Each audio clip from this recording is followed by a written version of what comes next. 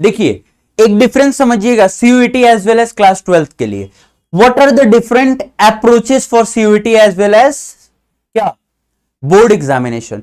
Class 12th में जब होते हो ना तो आपका टीचर आपसे बोलता है बेटा क्या कि सर कॉपी बना लो बेटा, क्वेश्चन सॉल्व कर लो। लेकिन बच्चे का ईगो हर्ट हो जाता है, बच्चा कहता है नहीं सर मैं कॉपी कैसे बना सकता हूं, मैं कॉपी तो नहीं बनाऊंगा। बेटा देखो जब आप सीयूईटी एग्जामिनेशन पढ़ने जाते हो तो this is one day examination और this exam is not for selection, this examination is for rejection. Hurt हुआ? हाँ सही बोला मैंने बेटा, ये एग्जाम आपको सेलेक्ट करने के लिए नहीं लिया जाता है, ये एग्जाम आपको रिजेक्ट करने के लिए लिया जाता है। मतलब नहीं समझ में आया? मतलब ये हुआ कि बेटा आपको पता है, फॉर एग्जाम्पल अगर मैंने बोला कि अगर आपके पास 5,000 सीट है तो क्या लगता है बेटा 4,000 बच्चों ने फॉर्म भरा था क्या? नहीं सर, कितने फॉर्म भरे थे सर? पिछले साल में लगभग 3.5 लाख बच्चों ने फॉर्म भरा था फॉर किसके लिए? 5,000 सीट्स के लिए। फॉर एग्जाम्पल मैंने बोला, इस बात को ध्यान रखिएगा, क्या मैंने बोला कोई एक सीट है 5,000, उसके लिए 3.5 लाख बच्चों ने फॉर्म भरा था, क्या ये एक्सेप्ट करने के लिए भरा था? क्या सीट की एक्सटेंशन कर दी जाएगी? The answer is no. Seat को क्या किया जाएगा? 5,000 सीट है, लेकिन बच्चा तो 3.5 लाख भरे हैं, तो 3,45,000 को तो रिजेक्ट करना है ना। तो बच्चा इस बात को समझिएगा, जो बच्चे रिजेक्ट होते हैं उनके पीछे कुछ ना कुछ तो रीजन जरूर होता है ना।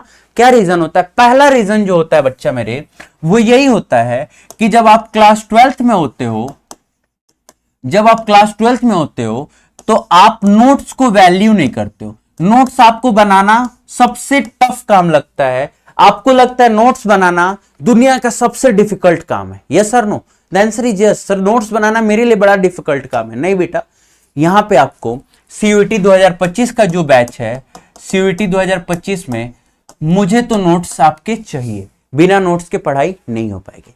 क्लियर हुआ बात? ठीक है, क्योंकि सर मैं इतना चीजें आपको पढ़ाऊंगा, हर वो छोटी छोटी चीज बताऊंगा जो सीयूईटी में आती है, तो आप कितना, आपकी माइंड कितना शार्प है जो आप याद कर पाओगे? नहीं याद कर पाओगे, प्रैक्टिकली नहीं है। इसके लिए आपको क्या चाहिए सर? फर्स्ट थिंग चाहिए नोट्स, फर्स्ट थिंग चाहिए नोट्स।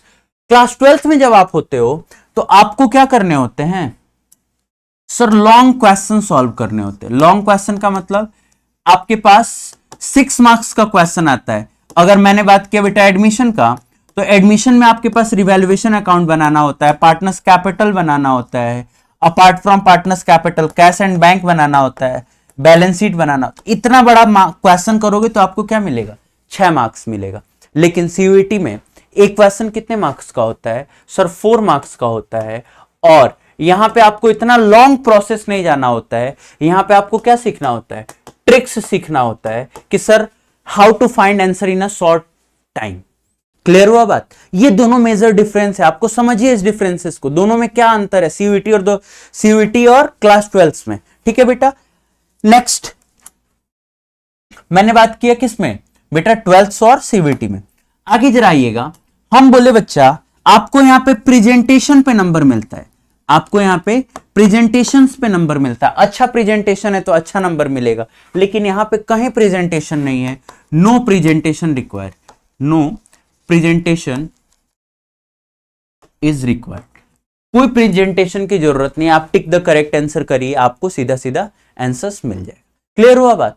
तो आप अप्रोचेस समझिए 12th और सीयूईटी का। बच्चा ये सोचता है कि सर मैं 12th पढ़ रहा हूं, मैं सीयूईटी कर सकता हूं। यस यू कैन डू यार, ये तुम ही कर सकते हो, मैं नहीं करूंगा, आप ही को करना है। लेकिन the things is you have to change your approach of study.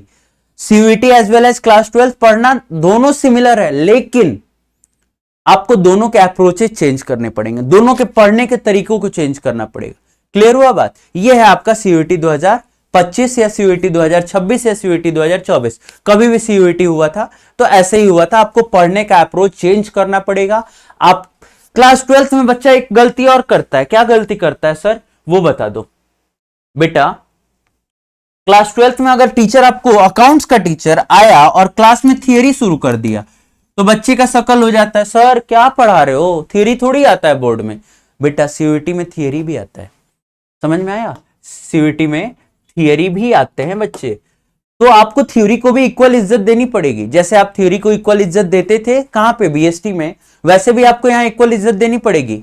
Economics में भी नहीं देते थे आप, इंडियन इकोनॉमिक्स में ज्यादा इज्जत देनी पड़ेगी, ज्यादा प्रायोरिटी देनी पड़ेगी। सेम ऐसे ही क्या करना पड़ेगा आपको, थ्योरी भी इंपॉर्टेंट है आपको।